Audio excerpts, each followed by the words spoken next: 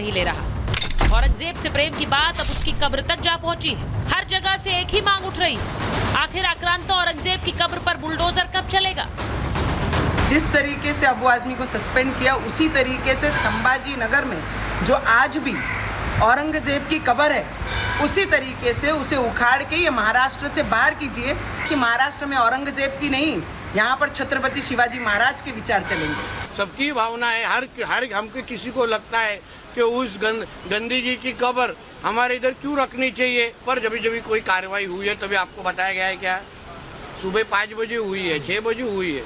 तो इसी तरीके से एक बार सुबह सुप्रभात या तो गुड मॉर्निंग हो जाएगी। इस सब के बीच पहले यूपी के मुख्यमंत्री योगी आदित्यनाथ और अब महाराष्ट्र के मुख्यमंत्री देवेंद्र फडणवीस ने औरंगजेब की कब्र को लेकर बड़ा बयान दे दिया है।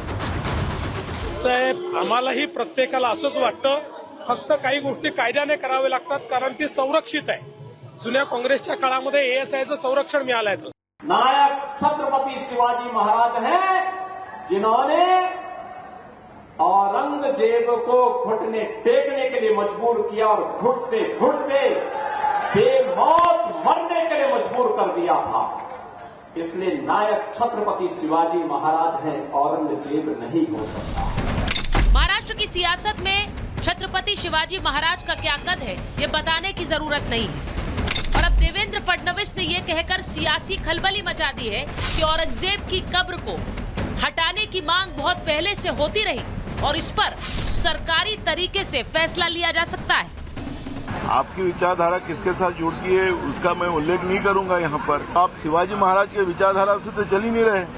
तो इतिहास में जाने से पहले आज जो स्थिति बनी है महाराष्ट्र में, आप मुख्यमंत्री हो, उसके ऊपर ध्यान दो। जिस प्रकार से कांग्रेस सरकार ने जब वे थे तब उन्होंने संरक्षण दिया है, तो वो कांग्रेस को स्वीकार करना होगा कि उनकी मानसिकता क्या है, इससे स्पष्ट होती है।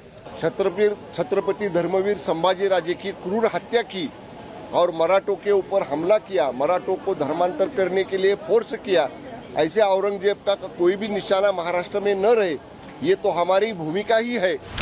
औरंगजेब जिसके खून में ही क्रूरता थी, जिसकी दहशत के किस्से सुनकर खून खौल उठता है, उसी औरंगजेब की मजार पर साल में लाखों रुपए खर्च किए जा रहे हैं। वहीं छत्रपति शिवाजी महाराज के मंदिर पर महीने में महज 250 रुपए खर्च होते हैं। इस खुलासे के बाद हिंदू संगठनों में आक्रोश भड़क गया है। जिस औरंगजेब ने हमारे राजा है उनको मारा था, तो उसकी कब्र का उदात्तीकरण किस लिए चाहिए? यहाँ पे महाराष्ट्र का मंदिर है छत्रपति शिवाजी महाराज जी का, जिस मंदिर के लिए यही केंद्रीय पुरातत्व विभाग अनुदान देता है, लेकिन वो कितना देता है? तो सालाना 6000 रुपए। तो तुरंत अनुदान जो केंद्रीय पुरातत्व विभाग है, केंद्र सरकार के अंतर्गत आता है, उन्होंने वो तुरंत बंद करना चाहिए।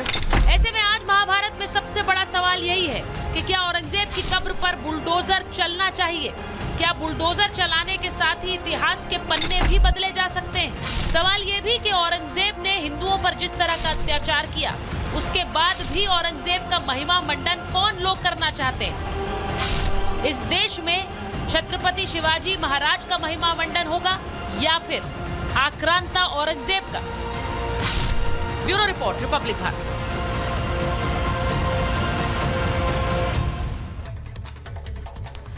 मेरे साथ महाभारत में बीजेपी के राष्ट्रीय प्रवक्ता गुरु प्रकाश पासवान जी जुड़ रहे हैं। हमारे साथ हिंदू धर्म गुरु आचार्य विक्रमादित्य हैं। ओम जी उपाध्याय इतिहासकार हैं, जुड़ रहे हैं महाभारत में हमारे साथ। हाजी मेहरुद्दीन रंगरेज हैं, नेता हैं एमआईएम के। किशोर तिवारी जी राजनीतिक विश्लेषक हैं और शिवसेना उद्धव गुट का समर्थन करते हैं। अजय वर्मा जी कांग्रेस के नेता हैं और जबीरुल कादरी साहब इस्लामिक स्कॉलर हैं। बहुत बहुत धन्यवाद आप सभी का महाभारत में।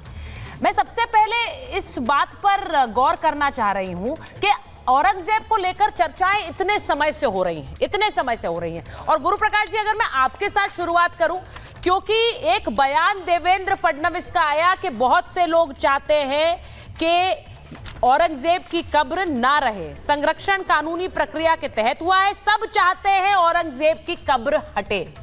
अब मैं आपसे सवाल ये पूछ रही हूं, क्या ये मुमकिन है? क्या हम इतिहास के पन्नों को पलट सकते हैं, औरंगजेब की कब्र को हटा सकते हैं?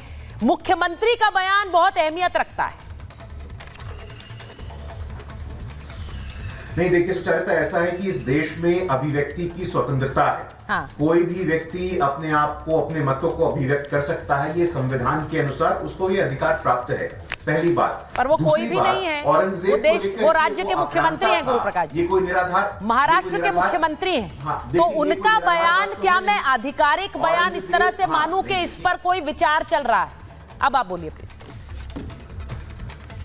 नहीं देखिए सुचारिता, मैं आपके प्रश्न का ही उत्तर दे रहा था। आप कम से कम मेरी अभिव्यक्ति के अधिकार को संरक्षित करें। नहीं, आप मुझे जानते हैं गुरु प्रकाश जी, मैं कभी हनन नहीं करती हूँ उसका। प्लीज बोले। हाँ प्लीज बोले। बिल्कुल बिल्कुल और इसके लिए मैं आपका सम्मान करता हूँ। नहीं देखिए सुचारिता, बात बहुत ही सरल सी है।